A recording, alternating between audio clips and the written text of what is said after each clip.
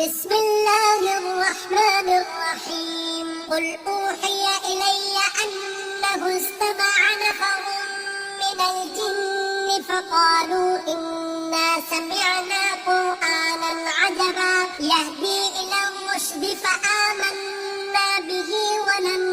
نشرك بربنا أحدا وأنه تعالى جد ربنا ما اتخذ صاحبة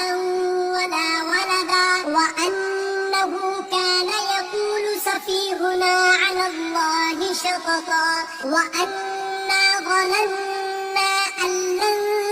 تقول الإنس والجن على الله كذبا وأنه كان رجال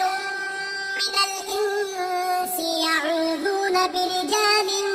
من الجن فزادوهم رهقا وأنهم ظنوا كما ظننتم أن لن يبعث الله أحدا وأنا لمسنا السماء فوجدناها ملئت حرسا شديدا وشهبا وأنا كنا نقعد منها مقاعد للسمع فمن يستمع الآن يجد له شهابا رصدا وأنا لا ندري أشر أريد بمن في الأرض أم أراد بهم ربهم رشدا وأنا منا الصالحون ومنا دون ذلك كنا طرائق قددا وأنا ظننا أن لن نعجز الله في الأرض ولن نعجزه هربا وأنا لما سمعنا الهدى آمنا به فمن يؤمن بربه فلا يخاف بخسا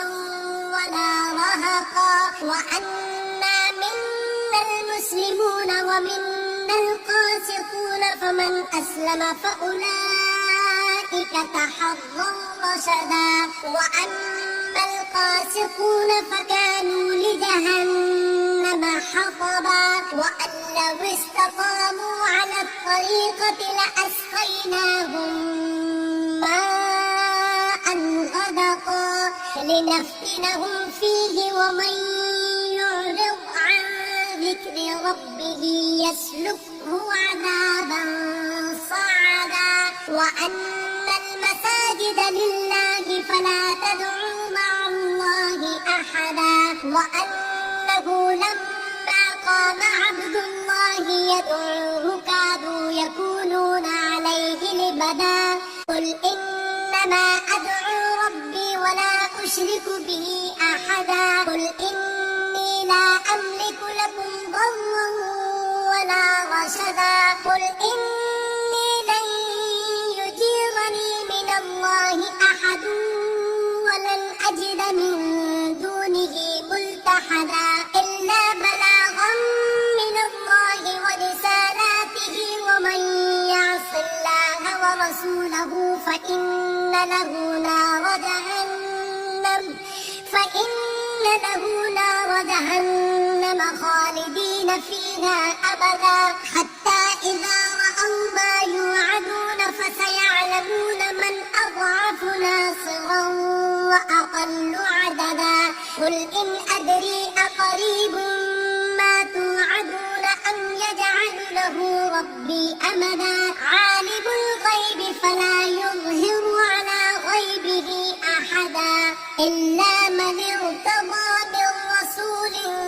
فإنه يسلك من